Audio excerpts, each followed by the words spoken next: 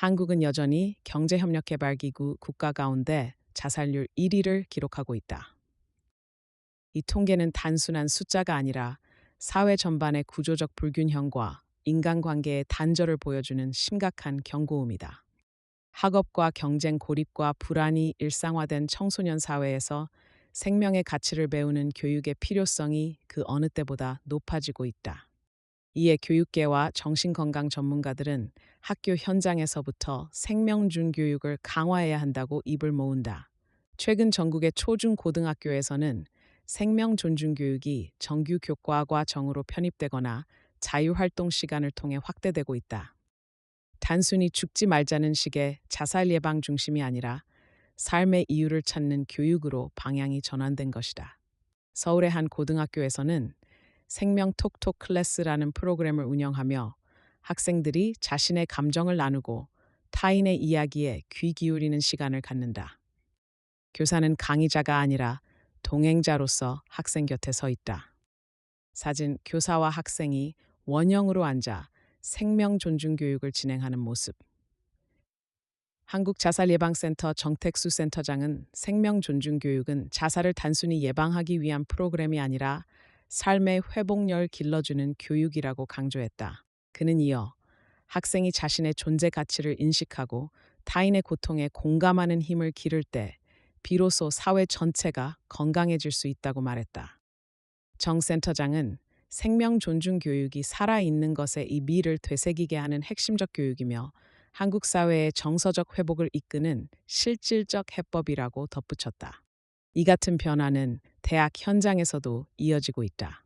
생명 존중 교육 강의를 진행하고 있는 이태코 강수는 다양한 학교와 기관을 돌며 생명 존중 특강을 하고 있다.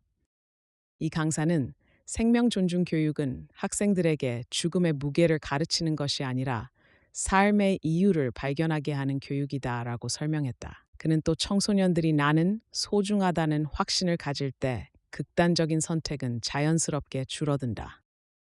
중요한 것은 그 확신을 스스로 찾게 하는 것이다. 라고 덧붙였다. 이태코 강사의 강의는 이론보다 공감과 대화에 초점을 맞춘다.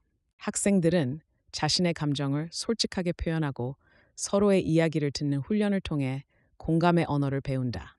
한 학생은 누군가 내 이야기를 들어준다는 사실만으로 마음이 한결 가벼워졌다고 말했다. 실제로 경기도교육청의 조사 결과 생명 존중 교육에 참여한 청소년들의 우울감 지수는 평균 30% 이상 감소했고 자살 충동 경험률은 절반 이하로 떨어졌다. 교육 현장뿐 아니라 지역사회에서도 생명 존중의 움직임이 확산되고 있다. 여러 지방자치단체에서는 생명사랑마을 만들기 사업을 추진하며 상담센터와 멘토링 프로그램 주민대상 교육을 결합한 통합형 생명 존중 시스템을 구축하고 있다. 이 사업을 통해 지역 단위의 자살률이 실제로 감소하는 성과도 나타났다. 정택수 센터장은 생명 존중은 학교의 과제가 아니라 사회 전체의 과제다. 가정, 학교, 지역이 함께 생명 존중 문화를 만들어갈 때 진정한 변화를 볼 수 있다고 말했다. 그는 언론과 정부 기업도 생명의 가치를 지켜내는데 역할을 해야 한다고 덧붙였다. 생명 존중 교육은 단순히 죽음을 막는 교육이 아니라 인간다움을 회복시키는 삶의 교육이다. OECD 자살률 1위라는 오명은 우리 사회의 성숙도가 아직 완성되지 않았음을 보여준다. 그러나 생명 존중 교육은 그 오명을 벗을 수 있는 실질적인 열쇠가 될 수 있다. 이태코 강사가 말한 삶의 이유를 찾는 교육과 정택수 센터장이 강조한 공감의 회복력은 지금 한국 사회가 반드시 붙잡아야 할 핵심 가치다. 학생 한 명이 나는 살아있어서 다행이다라고 말할 수 있는 교실, 서로의 존재를 존중하는 사회가 될 때 비로소 우리는 자살률 1위라는 불명예를 넘어설 수 있다. 생명 존중 교육은 그 시작점이다.